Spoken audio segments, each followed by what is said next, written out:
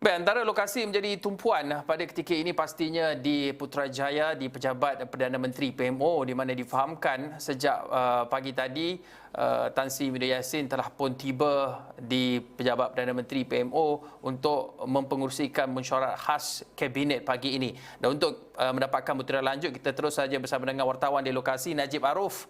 Najib yang ketika ini berada di lokasi. Najib, adakah terdapat sebarang perkembangan terbaru ketibaan ahli-ahli kabinet yang lain ataupun sudah kelihatan kelibat mereka meninggalkan pekarangan PMO? Belum lagi Hakim. Sebenarnya mereka baru tiba. Banyak kenderaan yang membawa menteri sudah pun tiba pada jam-jam beberapa minit yang lepas, dan juga antara nama-nama yang boleh saya sebutkan yang sudah pun tiba pada jam 9.44 sebentar tadi, iaitu Datuk Seri Dr. Wan Junaidi Tuanku Jaafar, Menteri Pembangunan Usahawan dan Koperasi, pada 9.46 pagi, di mana Senator Dr. Muhammad Razi Jidin, Menteri Pendidikan, Menteri Kanan Pendidikan sudah pun tiba dan juga diikuti oleh Datuk Seri Datuk Seri Zafrul Tengku Abdul Aziz, iaitu Menteri Kewangan juga sudah tiba sebentar tadi.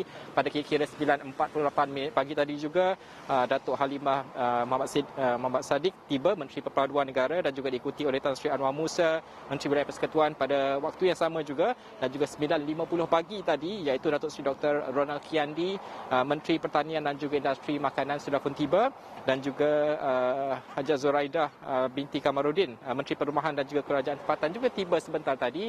Dan juga saya dimaklumkan Datuk Dr. Zulkifli Muhammad Al-Bakri, Menteri Jabatan Perdana Menteri Hal Ehwal Agama Islam, Hal Ehwal Agama juga tiba sebentar tadi. Dan ada juga Datuk Seri Dr. Wee Ka Siong, Menteri Pengangkutan juga sudah tiba. Baru sahaja sebentar tadi saya dimaklumkan bahawa Datuk Seri Saravanan, Menteri Sumber Manusia juga sudah tiba sebentar tadi. Dan yang paling kita nantikan iaitu Timbalan Perdana Menteri juga sudah tiba. Kami bawakan sebentar tadi visual secara langsung. Timbalan Perdana Menteri Datuk Seri Datuk Seri Ismail Sabri Yaakob tiba, dan juga Datuk Seri Mustafa Muhammad juga sudah tiba. Ini bermakna kebanyakan menteri-menteri kabinet sudah pun tiba untuk memulakan mesyuarat kabinet. Saya kira sepatutnya pada pukul 10 pagi, dan juga saya kira ini adalah yang berlangsung pada waktu ini, yang kita akan bawakan dari masa ke masa pada ketika ini di belakang sana. Kalau anda boleh saksikan dalam visual yang kita bawakan secara langsung, ini yang kita nantikan di pintu utama di PMO ataupun di Pejabat di Bangunan Perdana Putra ini, ketibaan menteri-menteri kabinet. Jangkaan saya, kebiasaannya mesyuarat kabinet ini berlangsung selama lebih kurang 1 jam, kerana kalau mengikut jadual yang kita miliki, iaitu sekitar jam 11 pagi, Perdana Menteri Tan Sri Muhyiddin Yassin dijangka akan bergerak ke Istana Negara untuk mengharap Yang di-Pertuan Agong Al-Sultan Abdullah Riayatuddin Al-Mustafa Billah Shah. Dan juga kita sudah pasti apa yang Hakim juga sebutkan sebentar tadi, bahawa petang ini akan ada perutusan khas oleh Perdana Menteri oleh Tan Sri Muhyiddin Yassin, yang kita akan bawakan secara langsung. Dan juga saya akan insyaAllah akan pergi untuk melihat dan juga membuatkan liputan apakah perkembangan terkini. Setakat itu antara sosok individu yang sudah pun tiba, menteri-menteri kabinet. Kita akan menantikan bilakah mereka akan meninggalkan bangunan Perdana Putra, dan sudah pasti ini akan dimulakan dengan mungkin pergerakan menteri biasanya keluar dahulu, diikuti oleh Perdana Menteri untuk ke Istana Negara. Hakim. Najib, kebiasaannya mesyuarat kabinet berlangsung pada hari Rabu, tetapi hari ini hari Isnin, mesyuarat khas, dan pastinya ia melihat kepada keadaan situasi semasa politik negara. Dan ini juga mungkin sesuatu yang bagi kita semua kalangan warga media ini satu yang mungkin berulang kembali ataupun deja vu kepada Februari 2020.